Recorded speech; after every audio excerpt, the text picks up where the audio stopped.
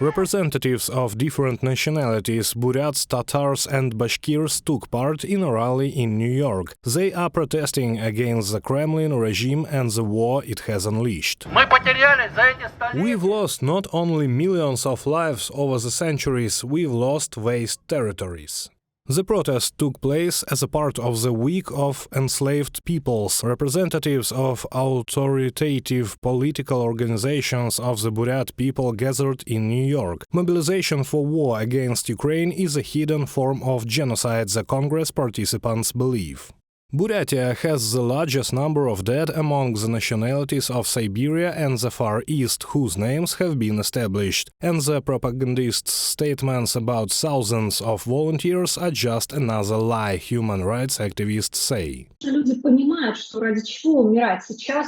What is there to die for? People realize that there is no a single reason to fight. No queues at military commissions. There haven't been any volunteers for a long time. They couldn't recruit them last summer, and this summer it's pointless on the part of military commissions and authorities. Mothers of Buryat conscripts turn to human rights defenders for help because their sons and husbands are sent to slaughter right from their hospital beds. However, there are far fewer such appeals now. People are afraid of reprisals.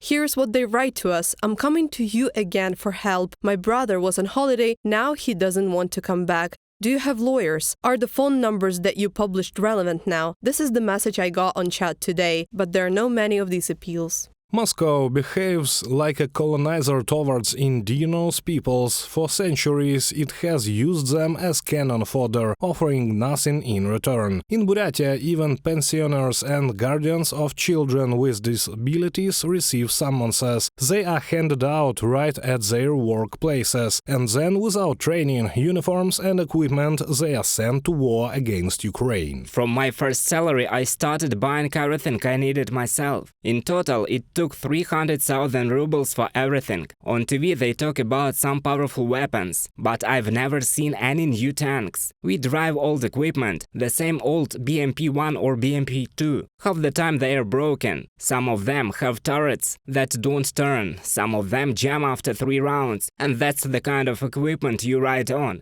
Even if we take ordinary AGS grenade launcher, the Ukrainians have much more advanced versions. They are much better equipped, and ours has been in service since 1951. Serviceman from Buryatia in an interview with Siberia Realities.